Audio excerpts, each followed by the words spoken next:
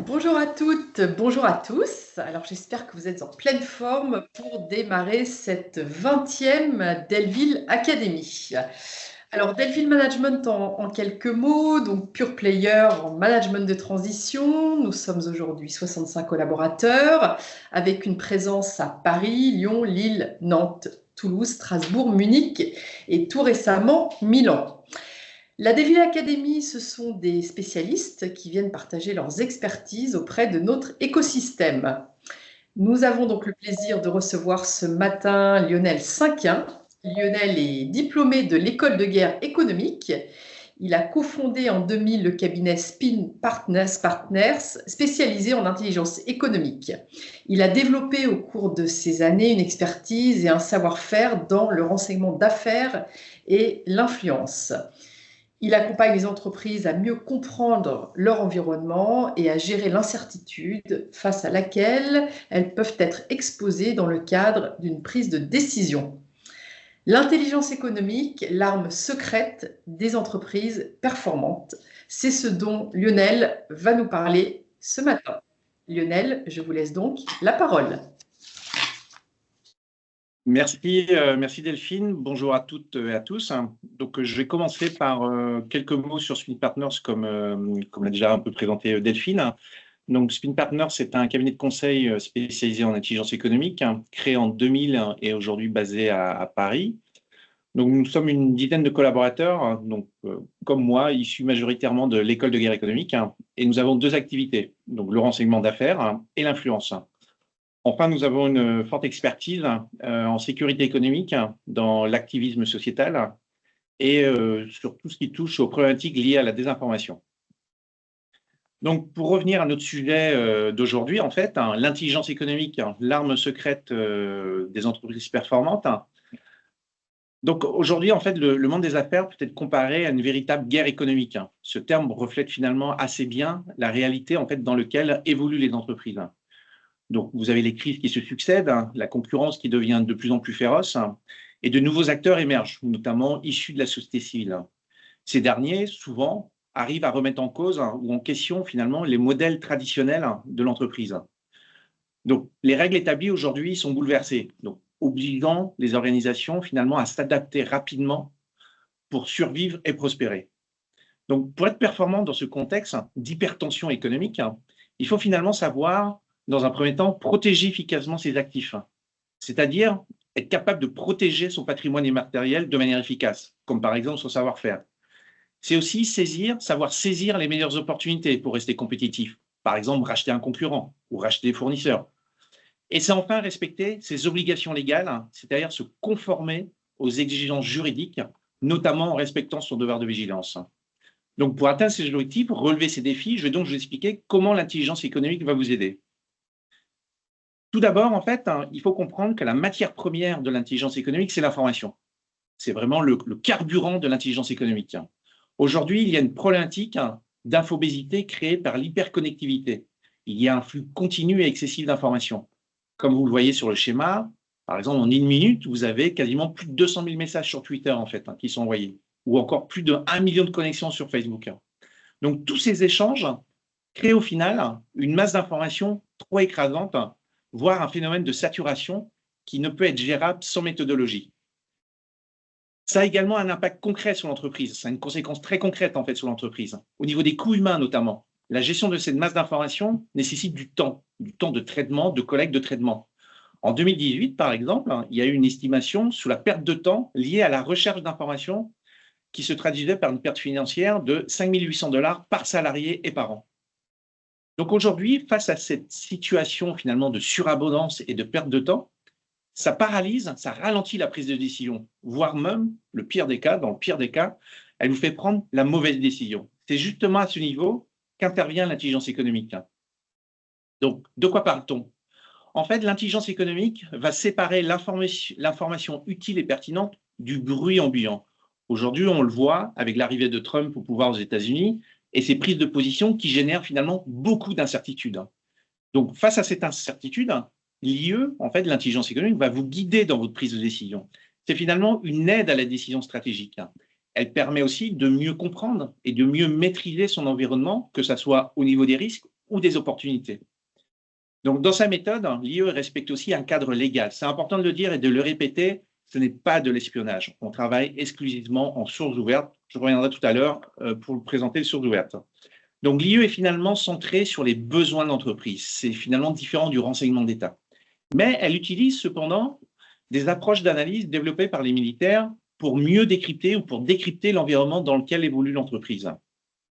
C'est notamment une méthodologie qu'on utilise, un des modèles les plus connus et donc que nous utilisons, qui est le modèle VUCA en fait en anglais ou VICA en français.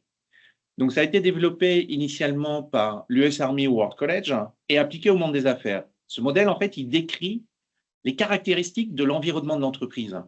Donc ces caractéristiques sont la volatilité, qui se caractérise par la nature, la vitesse, le volume et l'ampleur des changements, l'incertitude, qui reflète la difficulté finalement à prévoir les événements et leurs conséquences, la complexité, qui provient de la multiplication des acteurs et des interactions, et l'ambiguïté, qui représente finalement la difficulté à interpréter les situations et leurs implications.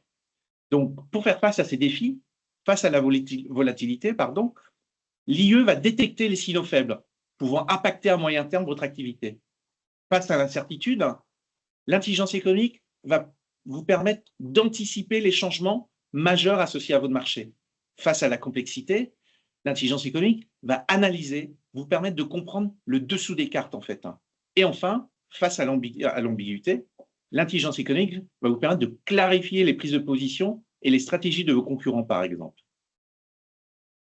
D'un point de vue méthodologique, l'intelligence économique, en fait, donc, comme je disais, pour pouvoir détecter, anticiper, analyser et clarifier, l'intelligence économique s'appuie en fait sur ce qu'on appelle le cycle du renseignement. En fait, c'est un cycle qui se structure en 4 phases. La première, l'expression du besoin. La deuxième, la collecte. La troisième, le traitement. Et la quatrième, la diffusion. En fait, il s'agit d'un processus circulaire et qui se répète. Chaque cycle va amener des réponses et va déboucher sur de nouveaux enjeux stratégiques auxquels l'entreprise doit répondre. Donc, pour aller dans le détail, on va détailler l'ensemble des étapes, en fait. La première étape, la première phase, c'est l'expression du besoin. Cette phase, elle est cruciale, en fait, dans une démarche d'intelligence économique. Donc là, je vous ai pris l'exemple de Frédéric II qui disait « Qui veut tout défendre ne sauve rien ». Pour l'information, c'est pareil. Vouloir tout savoir, c'est au final ne rien savoir. Donc la question, c'est comment définir son besoin. Pour cela, en fait, on identifie dans un premier temps les problématiques clés de l'entreprise, c'est-à-dire c'est comprendre les objectifs stratégiques ou opérationnels de l'entreprise. Ensuite, on définit les priorités de recherche, c'est-à-dire établir l'ordre d'importance ou d'urgence des besoins pour optimiser les ressources disponibles. Ensuite, on délimite le périmètre, c'est-à-dire qu'on spécifie par exemple une zone géographique, une période temporelle, une typologie d'acteurs ou des thématiques. Et enfin, on formule un plan de recherche, c'est-à-dire on définit des questions opérationnelles auxquelles on doit apporter des réponses. Ça, c'est un point important. De mauvaises questions opérationnelles mal formulées vont finalement apporter de mauvaises réponses. Donc, il y a un point particulier à ce niveau-là, au niveau de l'expression de besoin, c'est l'importance d'avoir une communication fluide entre le commanditaire et les personnes qui vont aller rechercher l'information, entre, par exemple, le professionnel d'IE, en fait. Une mauvaise communication, en fait, c'est un besoin mal exprimé. On reformule le besoin pour être certain que ça correspond bien à la demande du commanditaire. Nous, généralement, dans nos missions, c'est, comme je le disais, c'est l'un des points les plus importants. On se retrouve souvent face à des dirigeants ou à des commanditaires qui ne savent pas exactement en fait, ce qu'ils veulent. En fait. Ils nous disent, oui, je veux par exemple connaître la stratégie de mon concurrent. Mais en fait, ce sont finalement un peu des questions à tiroir, parce que derrière une stratégie, vous avez plein de sujets sous-jacents, en fait. Donc, c'est là où on va l'accompagner, en fait, pour définir qu'est-ce qu'il entend derrière ce terme stratégie, en fait. Donc, ça, il s'agit de la première étape, l'expression du besoin. La deuxième étape, c'est la collecte. Donc, en fait, elle représente finalement la phase opérationnelle où on va consulter les différentes sources pour obtenir des informations brutes. Donc, on s'appuie sur les sources ouvertes, qu'on appelle l'OSINT, en fait. Donc, il s'agit de sources formelles accessibles publiquement. Donc, on trouve la presse, Le Monde, l'Informé, des lettres spécialisées comme l'ADET, par exemple, des agences de presse comme Reuters, l'AFP.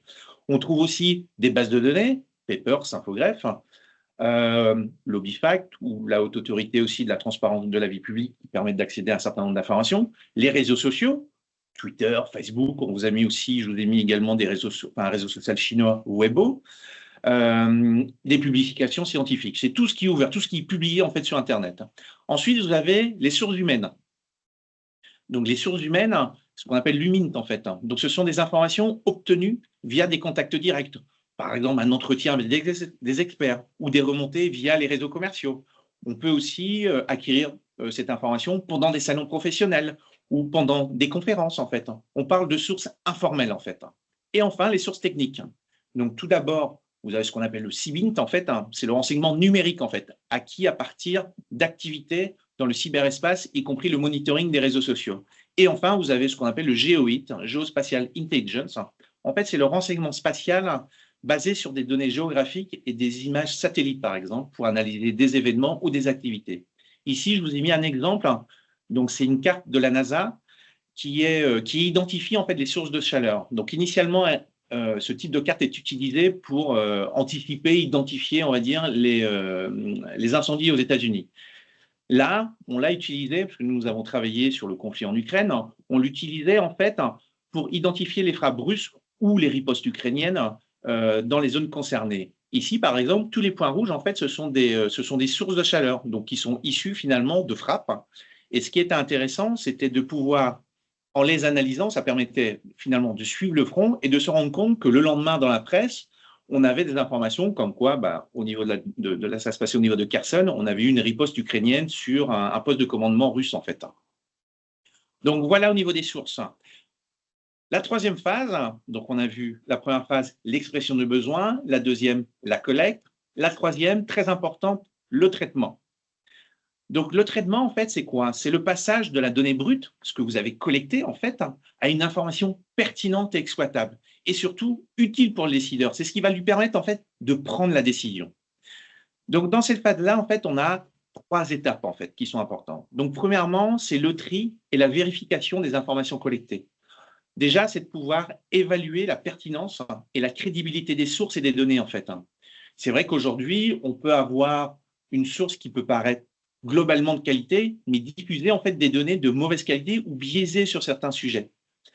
C'est pour ça que concernant l'information, on peut avoir trois types en fait d'informations quelque part. On a l'information classique, on a aussi tout ce qui peut être considéré comme de la mésinformation, où vous avez quelqu'un finalement qui va diffuser une information qui pense vraie en fait et qui finalement est fausse.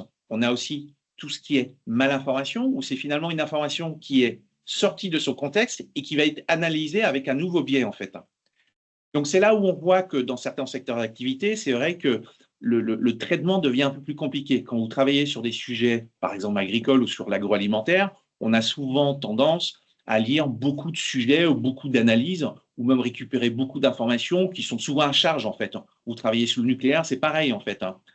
Ces sujets-là, ce sont, enfin, comment dire, cette manière de penser ou le fait d'avoir beaucoup en fait de médias d'opinion se sont beaucoup développés, ne reste que déjà avec l'évolution d'Internet, mais c'est vrai que ça s'est beaucoup développé aussi avec le post-Covid, avec cette idée qu'il y avait des gens qui pouvaient aussi comploter derrière certains sujets. La deuxième étape, c'est l'analyse. Donc c'est là où finalement ça permet de présenter les faits finalement de manière objective et précise. On n'est pas là pour donner notre opinion en fait, on est là pour vérifier l'information. On est un peu des fact-checkers en fait. C'est-à-dire qu'on n'est pas là pour dire c'est bien, c'est pas bien, c'est pas ça le sujet. C'est juste d'expliquer voilà comment ça se passe en fait. C'est d'avoir une photographie précise de la situation à un instant T. Donc il faut donner du sens en fait à cette information pour pouvoir en tirer les conclusions. Donc c'est pour ça que ça nécessite aussi une manière de penser, une manière de travailler, un processus rigoureux en fait pour éviter les biais, notamment les biais de confirmation. Souvent en fait, on a tendance à retenir les informations qui vont dans notre sens en fait. On a toujours du mal de sortir un peu de notre zone de confort quand on analyse l'information en se disant que peut-être que l'information qu'on vient de collecter, finalement, c'était plus proche, entre guillemets, de la vérité, en fait, que ce qu'on pensait réellement, en fait. Donc, attention au biais de confirmation. À ce niveau-là aussi, toujours au niveau du traitement, de l'analyse, pardon, c'est l'importance des signaux faibles dans le traitement. Donc, les signaux faibles, un signal faible, c'est finalement une information qui, aujourd'hui, est peut-être peu visible qui est peu visible et qui a un impact finalement faible, mais qui peut présager finalement un changement important à l'avenir en fait. Donc, je vous donne un exemple. Vous identifiez des offres d'emploi d'un concurrent dans un pays tiers en fait dans lequel il n'est pas présent. Bah, finalement, ça peut laisser supposer que dans quelques mois, ou voilà, quelques mois en fait, il développe une activité dans ce pays-là en fait. Enfin, la troisième étape, toujours au niveau du traitement, c'est la synthèse. Donc finalement, c'est quoi? C'est organiser les faits et les conclusions pour ne retenir que l'essentiel en fait et répondre aux besoins exprimés.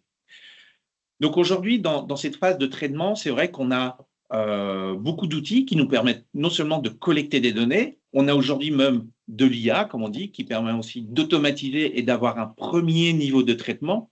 Mais finalement, en fait, ce qui va donner la plus-value par rapport à la donnée, qui va se transformer en connaissance et qui va finir par être de la connaissance, ça va être toujours l'humain, en fait, ça va être l'analyste, l'opérateur humain, en fait. C'est ça qui va donner du sens à l'information. Donc, on a vu, première étape, expression de besoin, la deuxième, la collecte d'informations, la troisième, le traitement, et la dernière, qui est importante finalement, parce que c'est là où la décision va se prendre, c'est la diffusion. Donc, elle représente finalement l'étape finale où le renseignement produit est communiqué aux décideurs, en fait. Donc, cette diffusion doit être opportune, c'est-à-dire que la livraison doit se faire au bon moment pour la prise de décision. Un très bon dossier qui est transmis en retard ne sert à rien. Ça ne veut pas dire non plus qu'il faut transmettre un mauvais dossier au bon moment. Mais un bon dossier qui est transmis en retard, ça ne sert à rien en fait. Ensuite, la diffusion, elle doit être claire. C'est-à-dire que le niveau de détail doit être adapté au destinataire en fait. C'est-à-dire qu'un dirigeant d'entreprise, il n'a pas forcément le temps d'aller lire un rapport de 15 pages en fait. Donc, on va lui faire une synthèse avec une analyse très succincte en fait, avec les principaux éléments.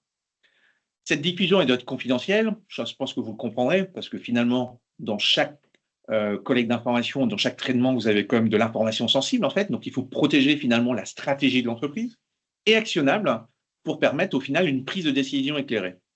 Donc, au niveau de la typologie en fait de rapports ou de livrables qu'on peut réaliser, vous avez différentes typologies en fait. Vous avez par exemple des monographies d'acteurs, ce qu'on va appeler des due diligence, dans laquelle en fait vous allez avoir une photographie de l'entreprise avec laquelle vous souhaitez traiter par exemple. Ça peut être un fournisseur, ça peut être un partenaire, ça peut être aussi être un client ou un futur actionnaire dans lequel vous voulez en fait vous prémunir de tout risque en fait. Donc ça peut être des études d'honorabilité en fait. Vous pouvez aussi avoir des biographies ou des sociogrammes de leaders en fait pour comprendre finalement ce dessous des cartes, pour savoir quels sont les intérêts des uns et des autres. Vous pouvez aussi avoir des cartographies d'acteurs, de pouvoir identifier les acteurs qui sont pour ou contre, qui sont favorables à vos actions, défavorables à vos actions, de comprendre leurs arguments.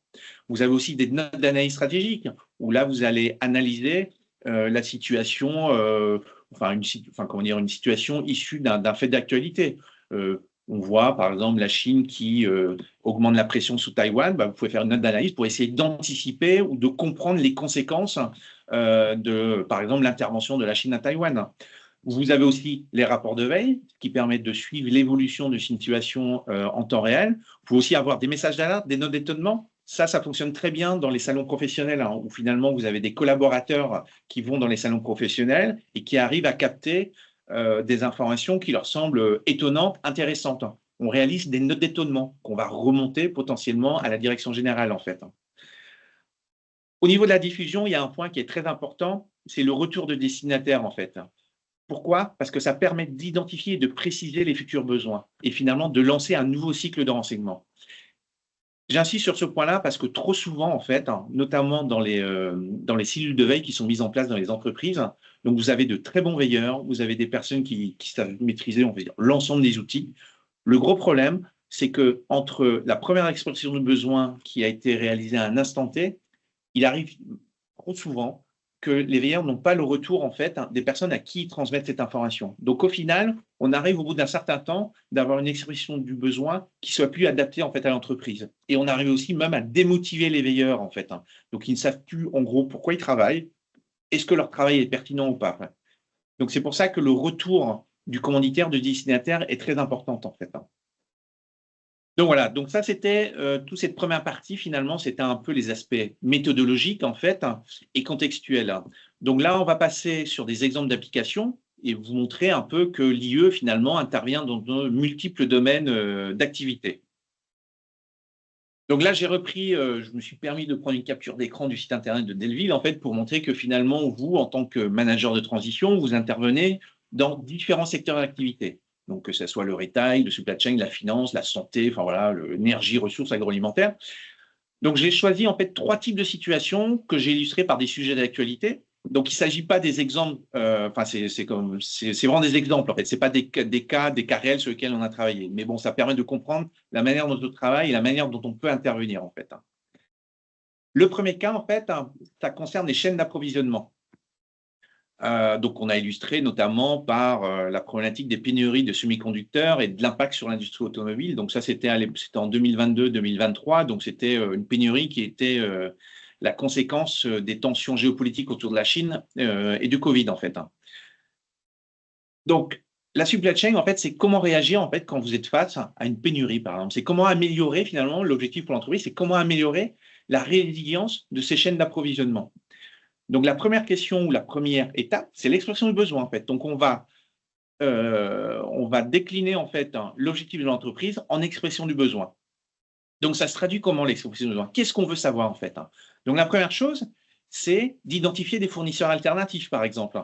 Donc, c'est de regarder s'il n'existe pas des fournisseurs dans d'autres zones géographiques. Mais pour ça, on va aussi analyser la stabilité de la future zone. Ce n'est pas la peine d'aller prendre un fournisseur dans une zone de tension ou se retrouver dans la même situation que celle que vous avez connue précédemment, en fait. Vous pouvez aussi regarder les mêmes fournisseurs avec lesquels vous travaillez déjà, mais qui vont potentiellement s'implanter dans nos nouveaux pays. On prend l'exemple du fabricant de semi-conducteurs taïwanais TSMC, qui finalement s'est installé aux États-Unis pour pouvoir fournir l'ensemble de ses clients occidentaux, en fait. On peut aussi regarder les nouveaux entrants. Dans le secteur automobile, c'est vrai que pour faire face à l'hégémonie chinoise, notamment dans les batteries électriques, l'Union européenne a décidé finalement de se bâtir une filière dans ce domaine-là, en fait. Au niveau de l'identification des fournisseurs, il y a un point sur lequel il faut aussi, qui peut être intéressant, qu'il faut tenir compte, c'est de tenir compte finalement du risque concurrentiel. C'est vrai qu'on peut se demander, est-ce que le fournisseur travaille avec des concurrents directs, en fait? Il y a effectivement dans ce cadre-là, il peut avoir un risque de transfert involontaire de technologies commerciales sensibles, en fait, et ça peut finalement remettre en cause votre activité ou ça peut remettre en cause la relation que vous avez avec ce fournisseur. Donc, toujours au niveau de l'expression du besoin, vous pouvez aussi suivre l'évolution des tensions géopolitiques. La guerre commerciale, par exemple, via les droits de douane, aujourd'hui, on le voit avec Trump, en fait, qui du jour au lendemain change les règles du jeu, le surlendemain rechange les règles du jeu. Vous avez aussi tout ce qui touche aux perturbations des routes commerciales. Par exemple, avec ce qui se passe au niveau de la mer Rouge, en fait. Vous avez aussi les risques d'escalade militaire dans certaines zones, en Ukraine, à Taïwan. Enfin, toujours dans l'évolution des tensions, vous pouvez aussi regarder ce qui se passe sur le marché, en fait. Donc, vous avez par exemple des risques de pénurie de produits, manque de semi-conducteurs pour l'automobile, par exemple, ou de risque de montée des prix en cas de crise. Donc, par exemple, vous avez, avec la guerre en Ukraine, le prix de l'énergie a énormément augmenté, en fait. Toujours au niveau de l'expression du besoin, c'est aussi de regarder, de tenir compte du cadre réglementaire au niveau de la limitation ou de l'interdiction des exportations. Donc, par exemple, les technologies à double usage, militaires et civils, par exemple. Au niveau des sanctions internationales, c'est vrai qu'aujourd'hui, il est compliqué pour une entreprise française de travailler avec des entreprises russes ou des entreprises iraniennes. Nous, ça nous arrive souvent que des clients nous demandent de regarder si derrière telle entreprise, il n'existe pas des connexions avec des pays qui sont sous sanctions. Aujourd'hui, on a le cas, par exemple, d'un client qui souhaite racheter une entreprise en France. Et en fait, en faisant l'analyse de l'entreprise, on s'est rendu compte que cette entreprise avait des connexions avec l'Iran et que même certains de ses partenaires étaient sous sanctions américaines, en fait. Le commanditaire en question, il est également présent aux États-Unis. Donc, vous imaginez bien que dans ce cadre-là, ça peut être compliqué de vouloir racheter une entreprise qui indirectement peut poser problème dans son activité, en fait, aux États-Unis. On peut regarder aussi tout ce qui concerne la traçabilité, en fait, des produits de ces nouveaux fournisseurs. Si ce fournisseur est à l'origine de la déforestation, par exemple en Amazonie ou en Indonésie, c'est vrai que ça peut vous poser problème, le fait de travailler avec lui, en fait. Donc, une fois que nous avons identifié ou que nous avons détaillé cette expression du besoin, qu'est-ce qu'on fait? on met en place un certain nombre de choses. C'est là où on va passer dans les actions. C'est qu'on va cartographier finalement l'environnement économique, technologique et réglementaire du secteur. On va assurer aussi une veille sur les fournisseurs et les facteurs qui les impactent en fait. Et finalement, on va évaluer les risques et les opportunités pour chaque alternative. Donc, ce qui donne en fait un résultat pour l'entreprise, c'est quoi? C'est une meilleure flexibilité et une atténuation du risque. Elle a intégré de nouveaux fournisseurs. Elle a aussi de nouveaux fournisseurs qui sont intégrés au processus de production de composants alternatifs qui sont potentiellement moins sensibles aux aléas géopolitiques et environnementaux. Vous avez aussi un nouveau pouvoir de négociation en fait, avec la mise en concurrence entre fournisseurs. Vous avez aussi un nouveau pouvoir ou un pouvoir de négociation accru avec l'anticipation des évolutions de marché en fait, par l'identification de technologies émergentes ou l'identification de nouveaux pays producteurs. Et enfin, en termes de résultats, vous avez aussi une consolidation du plan de continuité d'activité. Donc, pourquoi? Parce que vous avez réussi finalement à potentiellement constituer de stocks en cas de nouvelles tensions sur la chaîne d'approvisionnement. Et vous avez aussi réussi à négocier des contrats de fourniture sur le long terme, en fait, ce qui peut être très intéressant. Donc, voilà, par exemple, une illustration qui peut être faite dans ce secteur qui est celui de la supply chain. Un deuxième cas qui concerne la R&D, en fait. Donc là, on l'a illustré par la concurrence qui est au niveau de la transmission, enfin tout ce qui est sigilé en fait, sur lequel ces sujets, ce sujet, les Chinois sont très en avance. Ils ont même dépassé les Américains dans la vitesse de transmission des données. Donc l'objectif de l'entreprise européenne, par exemple, c'était d'orienter ses efforts de R&D en fait, pour pas terminer troisième ou quatrième, ou de rester, on va dire, dans le jeu, comme on dit. Donc l'expression du besoin, ça a été de déjà surveiller l'activité des concurrents chinois et américains. On a Starlink aux États-Unis, en fait. Ça a été aussi d'anticiper les évolutions législatives et normatives. Et ça a été aussi de détecter les partenaires potentiels, par exemple des startups innovantes. Ça peut être intéressant de les racheter préventivement pour éviter qu'un concurrent le fasse. Ça peut être aussi de nouer des partenariats avec des laboratoires universitaires. C'est vrai que vous avez aujourd'hui un certain nombre de grands groupes qui travaillent régulièrement avec des laboratoires de recherche parce que ça leur permet de s'appuyer sur la recherche fondamentale, en fait. Et ça leur permet finalement d'accélérer aussi la recherche par rapport à des sujets stratégiques. Donc, les actions mises en œuvre dans ce domaine-là, ça a été déjà préalablement de lister en fait les acteurs et les synergies en fait, d'un point de vue technologique, financement ou domaine d'application. Ça a permis finalement de faire ressortir des partenariats ou de réaliser des partenariats publics-privés, donc en reparant les laboratoires de recherche, les chercheurs publics avec qui on pouvait travailler. Ça a permis aussi d'identifier des subventions ou même de lancer des appels à projets et de se positionner, sous ces appels à projets, en fait. Par exemple, des appels à projets qui émanent des pouvoirs publics, en fait, de répondre à ce type d'appel à projets. Ça permet aussi d'acquérir des sources de financement et finalement de faire avancer la recherche et finalement de faire avancer sa R&D. Il y a aussi une action qui a été mise en œuvre ou qui aurait pu être mise en œuvre, c'est de benchmarker les concurrents, en fait. Donc, c'est de savoir ce qu'ils font. Est-ce qu'ils disposent davantage grâce aux États? On sait par exemple qu'aux États-Unis, les pouvoirs publics en fait financent énormément la recherche en fait, et qu'il existe une coordination, une proximité assez proche quelque part entre les pouvoirs publics et certaines entreprises en fait. C'est aussi surveiller les publications scientifiques, parce que c'est vrai que les publications scientifiques, on trouve énormément d'informations intéressantes en fait. C'est suivre les dépôts de brevets, les offres aussi, ça peut être aussi des offres de poste sur LinkedIn en fait, parce que par exemple les offres de poste sur LinkedIn permettent d'identifier en fait le chemin que veut prendre une entreprise sur certains sujets, en surveillant les spécialistes recrutés, en regardant le nombre de recrutements en fait. Et c'est aussi se questionner sur les technologies émergentes ou de rupture en fait. Le dernier point d'action qui peut être mis en œuvre, c'est aussi de suivre les positions des États et des concurrents en matière de standards technologiques. C'est analyser les réseaux d'influence, c'est de regarder quel lobbying font-elles en fait dans les organisations professionnelles, auprès des États ou au niveau des organisations internationales.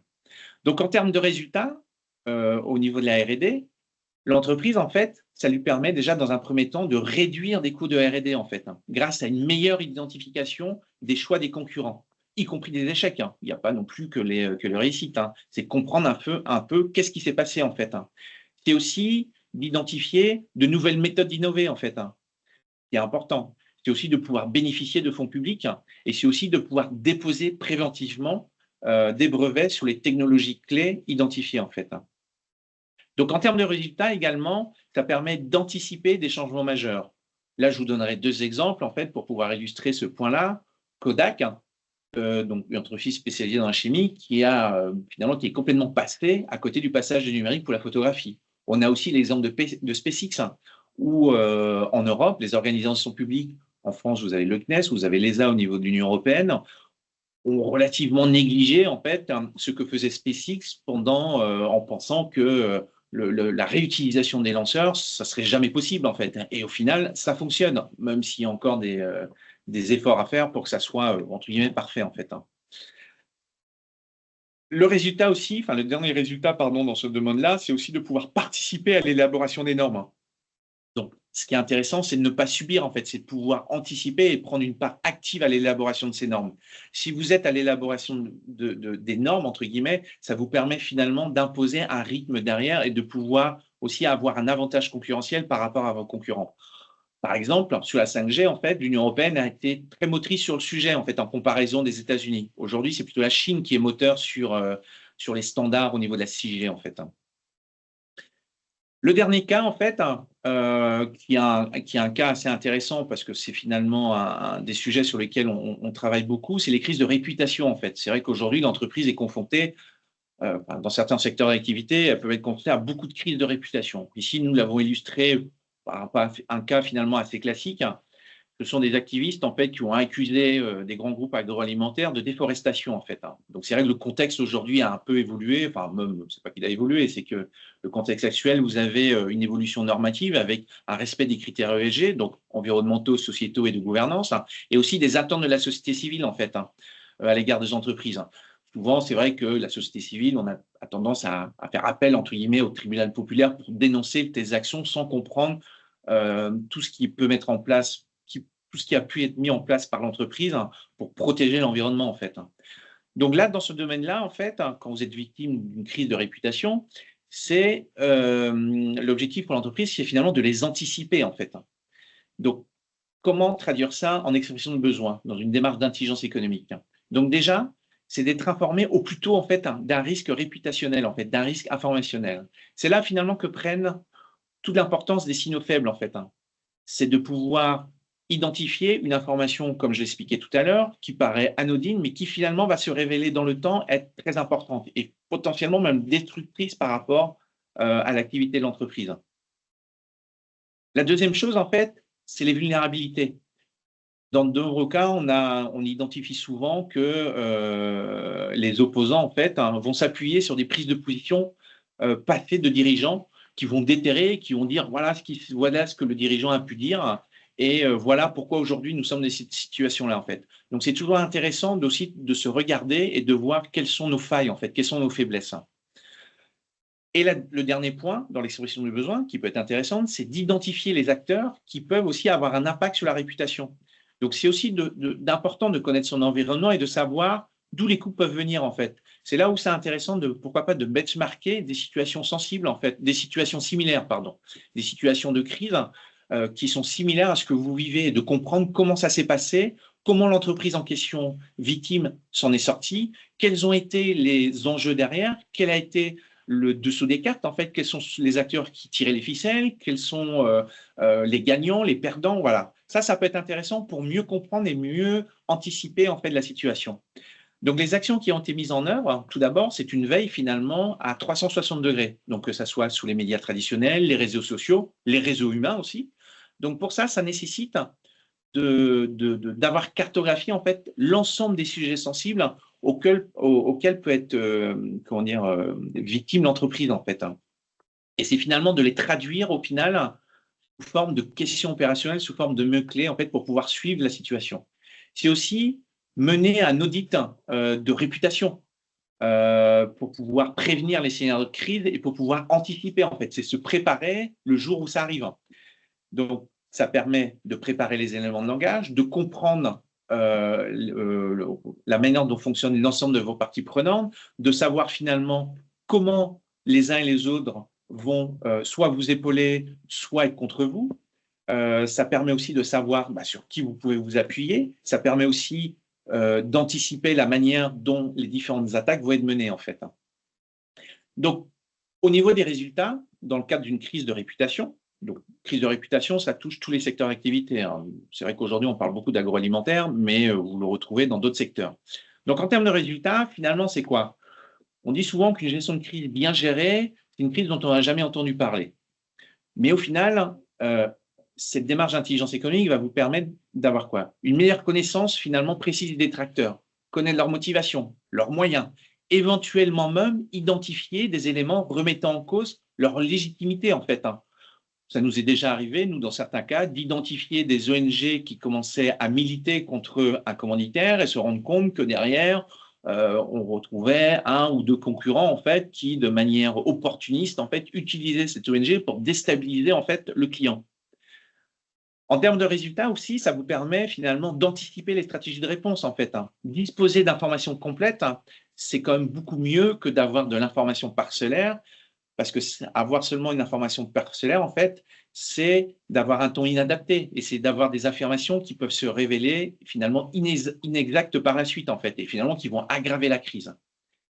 En termes de résultats, vous avez aussi, finalement, et ce qui peut être intéressant, c'est le dialogue préventif avec des alliés potentiels, en fait. On peut parler quelque part de sorte de matelas réputationnel, en fait. Donc, si des acteurs externes ont déjà une bonne image de vous, c'est vrai que ça sera beaucoup plus facile et ils seront beaucoup plus prompts, en fait, à vous défendre lorsque des éléments négatifs seront diffusés contre vous, en fait. Donc, voilà au niveau des cas. C'est vrai que j'aurais pu vous présenter d'autres cas, mais là, on a voulu avoir, j'ai voulu vous faire voilà, ce qui se faisait de manière générale et d'avoir des cas assez variés, on va dire. Donc, aujourd'hui que vous avez, comment dire, maintenant que vous avez compris un peu l'intérêt d'une démarche d'IE, l'idée, c'est de savoir comment vous pouvez développer cette capacité d'intelligence économique en entreprise, en fait. Donc là, l'illustration que je vous ai mise, en fait, ça démontre finalement la pertinence de l'intelligence économique dans une entreprise par la pratique. Pour qu'elle soit adoptée, finalement, la démarche doit mettre en évidence le fait qu'elle facilite le travail des différentes directions, en fait, qu'elles peuvent tirer un bénéfice de cette démarche-là. Sinon, le risque, c'est d'être perçu finalement comme un poste de coût, de temps humain et financier. Donc, les facteurs favorables, en fait, pour une bonne démarche d'intelligence économique dans une entreprise, c'est déjà le volontarisme de la direction. Une direction qui ne souhaite pas aller sur ce sujet-là, en fait, finalement, vous allez dépenser de l'énergie pour rien, en fait. Déjà, préalablement, parce que vous n'arriverez pas à définir les besoins de l'entreprise et qu'il sera très compliqué, en fait, d'apporter finalement la bonne décision au bon moment aux décideurs. Donc, ce qui est important, c'est d'avoir une direction qui soit volontaire sur le sujet. C'est aussi d'avoir une culture d'entreprise ouverte. On parle beaucoup de partage de l'information, en fait. Nous, ça nous est déjà arrivé d'avoir une direction d'entreprise qui nous commande une étude et 1 ou 2 mois après, que se rendre compte que l'étude, alors ce n'est pas forcément la même étude, mais que la thématique de recherche avait déjà été traitée par le bureau d'à côté, en fait. Souvent, on a tendance à penser que contrôler l'information, c'est le pouvoir, en fait. Non, la partager, c'est permettre à l'entreprise d'être plus performante, en fait. Ensuite, vous avez l'expertise humaine, en fait. Donc, vous pouvez l'avoir en interne, vous pouvez avoir des professionnels de la gestion de l'information, des professionnels en intelligence économique qui peuvent travailler sur les sujets qui sont définis en interne aussi. Mais vous pouvez aussi faire appel à des consultants externes, ce qu'on appelle des prestataires d'intelligence économique, dont Spin Partners fait partie. Il faut aussi avoir des moyens matériels. Alors, vous avez les moyens technologiques. C'est vrai que jusqu'à présent, ou depuis plusieurs années, on parle souvent des outils de veille, en fait. C'est vrai que d'avoir un outil de veille peut vous permettre de collecter l'information au bon moment. Ce qui est important aussi dans l'aspect technologique, c'est d'avoir la bonne maîtrise, en fait, de ces outils-là, en fait. Un outil mal paramétré ne sert à rien. Aujourd'hui, on parle beaucoup d'intelligence artificielle. On se dit que l'intelligence artificielle va permettre finalement de définir le besoin, collecter, traiter, diffuser, va tout faire, en fait. Alors, en fait, aujourd'hui, on est vraiment qu'au début. C'est vrai que certaines intelligences artificielles sont très intéressantes dans la collecte, dans le premier niveau de traitement, mais par contre, elle ne va jamais définir votre besoin à votre place, en fait. Et ça serait même un risque, en fait, parce qu'on sait que l'intelligence artificielle, en fait, à force de travailler avec elle, c'est finalement, vous avez un effet miroir, en fait. Et donc, si vous avez, par exemple, des biais cognitifs, des biais de confirmation, elle va mal définir votre besoin, en fait. Donc, le besoin, c'est vraiment comme j'ai dit tout à l'heure, quelque chose qui doit être fait de manière même collective, en fait. Mais c'est vrai que l'intelligence artificielle peut intervenir après. Donc, les facteurs favorables, voilà, je viens de le définir. Les facteurs défavorables, c'est l'inverse. Absence d'objectifs clairs, une organisation rigide et puis une insuffisance de ressources. Donc, en conclusion, ce qu'on peut dire aussi, c'est que finalement, les bénéfices tirés de l'intelligence économique, c'est vrai que si le retour sur investissement d'un dispositif d'intelligence économique, ce n'est pas une tâche facile, en fait, il y a quand même des choses qu'on peut constater. C'est déjà une meilleure réactivité, en fait. L'entreprise est en mesure de détecter de nouvelles tendances du marché et de réagir rapidement aux évolutions. Ça, c'est la première chose. La deuxième chose, c'est l'anticipation des risques. C'est par exemple la mise en échec de la stratégie de concurrent, pénétration de marché, innovation, normes.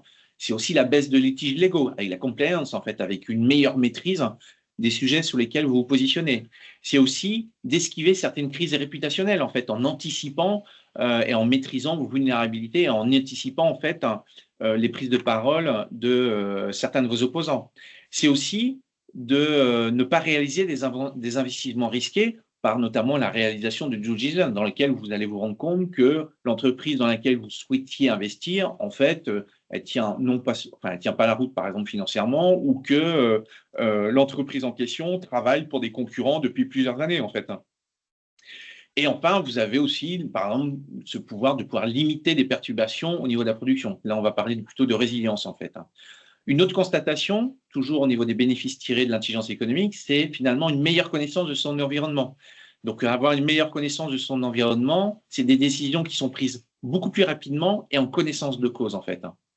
Donc, finalement, quand on parle des résultats, du retour sur investissement sur l'intelligence économique, finalement, c'est aussi d'avoir une meilleure gestion des coûts et du temps, en fait. Tout simplement parce que le fait d'être mieux informé permet au final de gagner de l'argent et du temps. C'est finalement la chose peut-être la plus importante à garder en tête, c'est que même si c'est vrai que c'est difficile d'identifier ou d'avoir un retour sur investissement direct, mais dans le temps, ça permet vraiment de gagner de l'argent, en fait. Donc voilà, alors je ne sais pas combien de temps j'ai duré, je pense que j'ai parlé assez rapidement, mais vous avez aussi des ouvrages sur ce sujet-là, si vous voulez aller plus loin. Donc je vous ai remis le premier qui est celui de la guerre économique, comment la gagner. Donc c'est un ouvrage qui a été écrit par Christian Arbulot, qui est le directeur de l'école de guerre économique. Vous avez un autre sur 100 cas d'intelligence économique, donc ils sont expliqués, décryptés par Nicolas Moinet, qui est un expert en intelligence économique. Le manuel de l'intelligence économique, donc qui vous décrypte des cas, en fait, dans ce domaine. Là, il y a la 4e édition qui va sortir en fin d'année. Et enfin, vous avez aussi un article sur le renseignement, enfin une revue sur le renseignement dans la guerre économique qui a été publiée dans la revue internationale R2IE. Et enfin, vous avez aussi un site internet qui s'appelle le portail de l'intelligence économique, où dedans, vous allez trouver plein d'explications sur le sujet. Donc voilà, moi j'ai fini pour ma présentation. Donc je suis à vous maintenant, en fait. Merci beaucoup Lionel. Alors je laisse maintenant la parole à Nathalie qui va reprendre les questions qui nous sont parvenues. Bonjour à tous, merci beaucoup Lionel pour cette présentation absolument passionnante qui permettrait de pouvoir discuter des heures et des heures. Alors première question effectivement,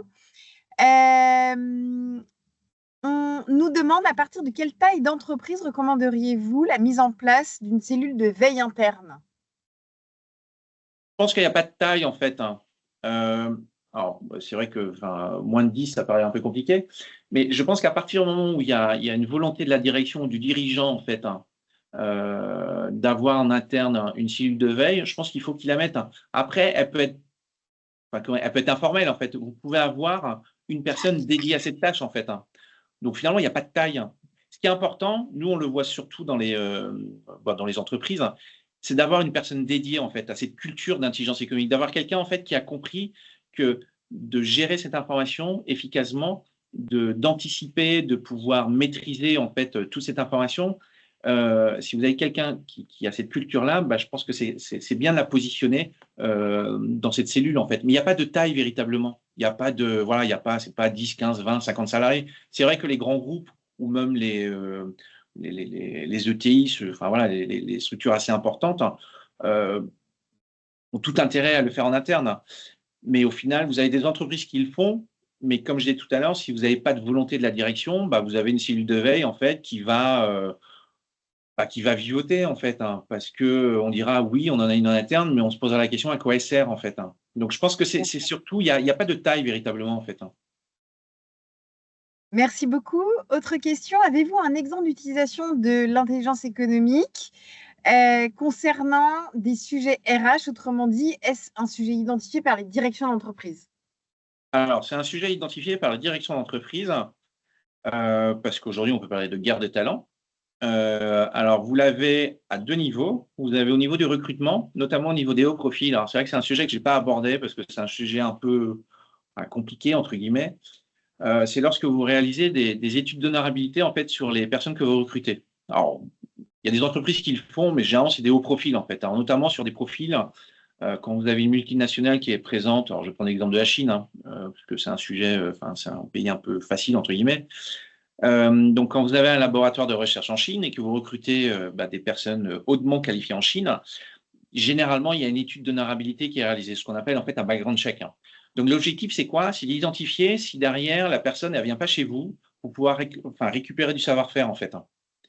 Ça, c'est la première chose, en fait. Donc, c'est là où vous allez checker, en fait, tout son parcours universitaire, vous allez checker tout son parcours professionnel et identifier, en fait, tout ce qui peut démontrer que derrière, il y a une volonté potentielle d'être là, au bon endroit, et de pouvoir transférer, récupérer ce savoir-faire aux autorités du pays en question.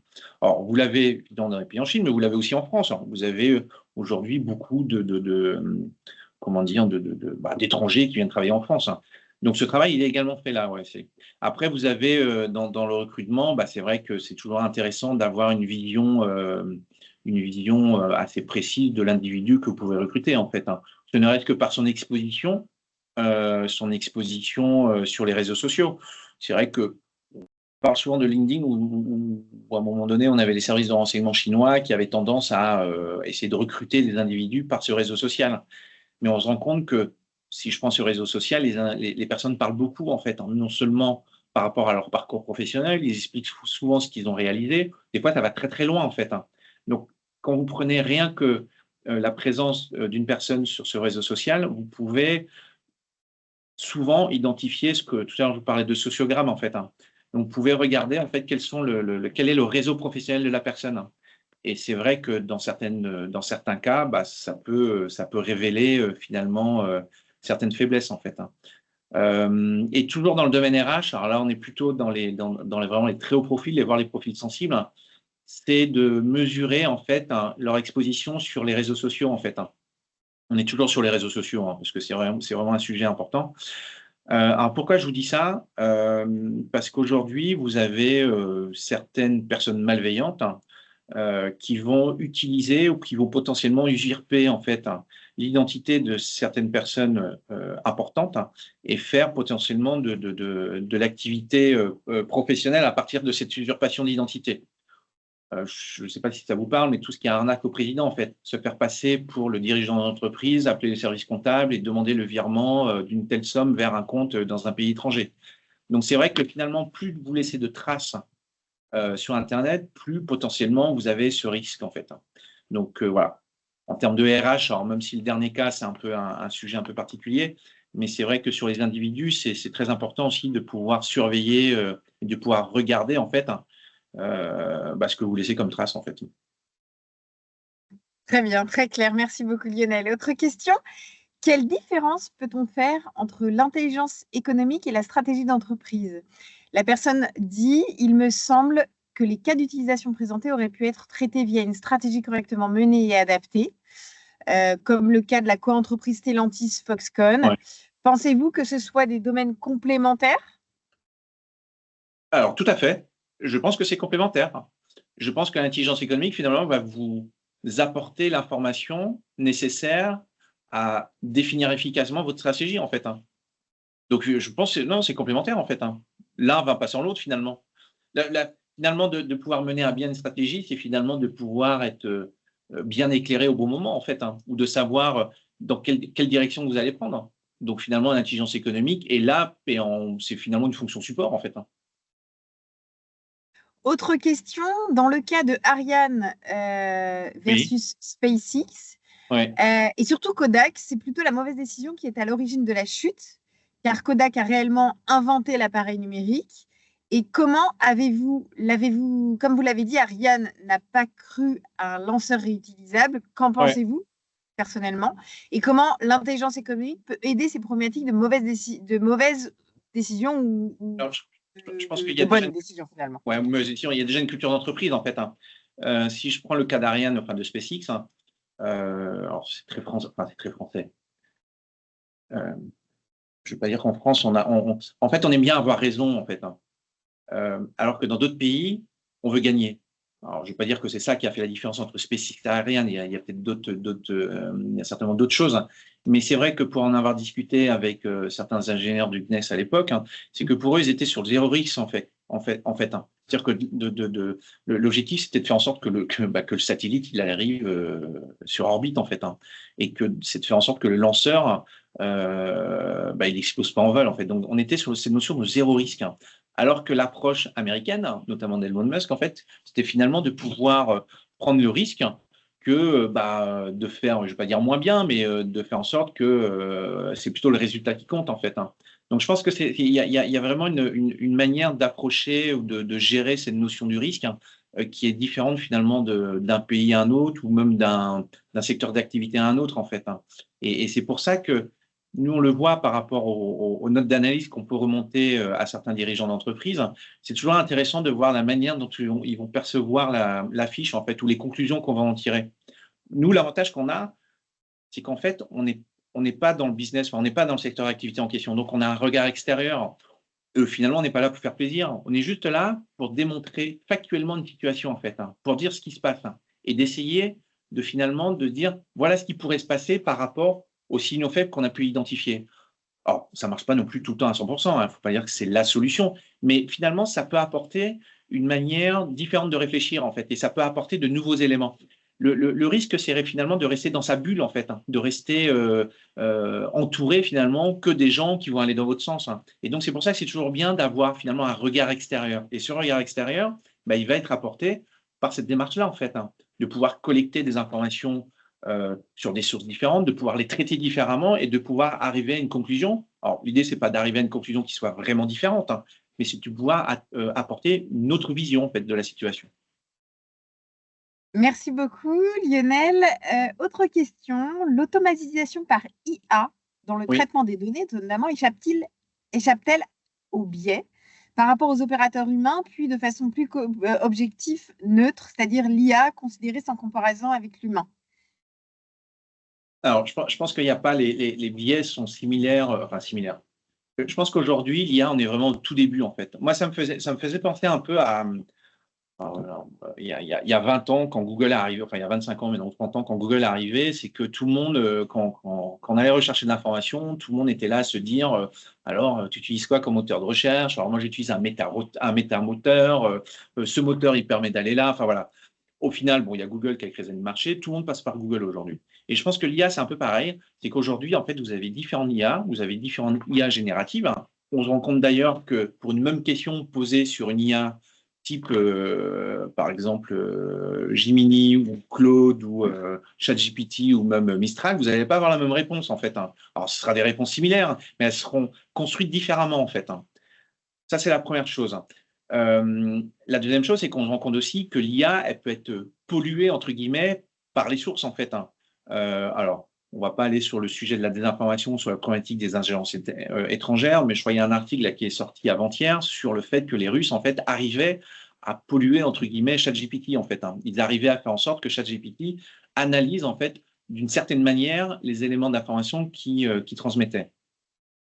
Donc, c'est là où il faut faire attention, en fait. Je ne pense pas que l'IA ait une approche neutre, en fait, du sujet, parce que de la manière dont vous allez poser la question la manière dont vous allez l'interroger, en fait, il va finalement vous faire une réponse qui va correspondre un peu à ce que vous souhaitez, en fait. Et puis après, vous avez toujours ces fameux biais, en fait, qui sont propres à chaque individu. C'est vrai qu'on parle des biais de confirmation, mais il y a aussi quelque chose qui est important à prendre en compte, c'est de pouvoir, quand vous définissiez des besoins, en fait, quand vous essayez de chercher quelque chose, c'est d'éviter, en fait, de faire toute une démonstration qui va confirmer la conclusion à laquelle vous souhaitiez arriver, en fait. Ça arrive. Ça arrive, en fait.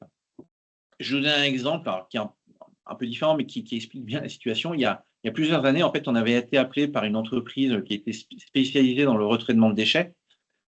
En fait, ils avaient des problèmes avec des riverains parce qu'ils avaient une plateforme qui était près d'un lotissement et donc les riverains râlaient. En fait. Ça peut paraître assez logique. Et donc, voilà, ils nous avaient dit voilà, comment on peut faire, de savoir voilà, s'il n'y a pas des intérêts potentiellement cachés derrière tout ça. Donc, on a commencé à travailler. Et nous, notre objectif, c'était de démontrer que derrière, oui, il y avait effectivement un problème avec les riverains et que c'est de voir si dans les riverains, il n'y avait pas certains qui avaient des intérêts divers et variés pour, quelque part, fragiliser le commanditaire en question. Et au final, on s'est rendu compte que la personne qui nous avait contacté, c'était le directeur général. Et son seul objectif, en fait, son objectif avait été de passer par un tiers, qui était nous, pour démontrer que le problème en question, c'était son président, en fait. Il ne voulait à aucun moment se remettre en cause. Il considérait que la vérité, il la détenait, que lui, il avait raison, que les riverains, en gros, ils s'en foutaient, mais qu'il ne voulait pas du tout écouter les riverains. Et en fait, alors c'était assez compliqué pour nous parce qu'on a dû arriver à une conclusion pour expliquer finalement que le directeur général, sur laquelle le directeur général a pu s'appuyer, pour expliquer finalement à son président que tout ce qu'il lui dit depuis X mois, en fait, ça a été confirmé par un tiers, en fait. Donc c'est là où le côté appréhension de l'information ou tout ce qui concerne les biais ou tout ce qui concerne la manière dont on pense, c'est là où c'est compliqué, en fait, parce que, il n'y a pas de, la neutralité, elle est compliquée, en fait. Nous, on le voit dans le dossier, d'avoir une approche factuelle, en fait. Des fois, c'est pas simple, en fait. C'est vraiment pas simple, en fait. Donc, c'est un travail qu'on essaye au quotidien, en fait, de pas basculer dans l'opinion, en fait. On n'est pas là pour donner notre opinion. Alors, l'heure tourne. Je vous propose une dernière question qui vous concerne très directement. Oui. Comment votre cabinet anticipe-t-il les évolutions réglementaires et technologiques pour garantir la pertinence et l'efficacité de vos stratégies d'intelligence économique à moyen et à long terme? Alors, vous pouvez répéter comment votre cabinet anticipe-t-il les évolutions réglementaires et technologiques pour garantir la pertinence et l'efficacité de vos stratégies d'intelligence économique à moyen et long terme? Alors, au niveau réglementaire, nous, en interne, on suit en fait ce qui se fait dans ce domaine-là, parce que c'est vrai que la réglementation au niveau de la collecte d'informations et même dans tout ce qui concerne l'intelligence économique, il n'y a pas véritablement de… il y a des réglementations, c'est vrai qu'on ne peut pas faire tout et n'importe quoi, en fait. On dit souvent qu'on travaille en source ouverte, mais tout à l'heure, quand on parlait on parlait de la problématique RH, en fait, tout ce qui touche au background check, les analyses d'honorabilité sur les individus, c'est quelque chose qui est très encadré. En fait, vous ne pouvez pas faire n'importe quoi. Donc, généralement, c'est pas généralement, il faut demander l'autorisation à la personne pour pouvoir faire une enquête, en fait.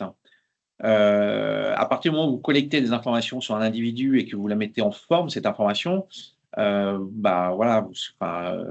pouvez avoir la CNIL, en fait, qui peut venir chez vous et vous dire que vous n'avez pas le droit d'être condamné sur le sujet, en fait. Donc ça, non, il y a des choses qu'on suit et qu'effectivement on anticipe pour éviter de dépasser la ligne jaune. Après, en termes d'évolution, on regarde tout ce qui se fait sur le marché, en fait. De toute manière, aujourd'hui, il y a une telle masse d'informations et ça ne va pas s'arrêter, en fait, que nous, notre plus-value et notre manière de penser, finalement, c'est de prendre le maximum de recul et d'essayer de faire le tri, finalement, dans toute cette information. C'est pour ça que les outils sont importants aussi. Mais au final, c'est finalement d'avoir une posture, c'est une certaine posture, en fait. Donc, c'est d'essayer au maximum d'intégrer toutes les nouveautés pour pouvoir nous accompagner dans la mise en place de ce type de stratégie, en fait.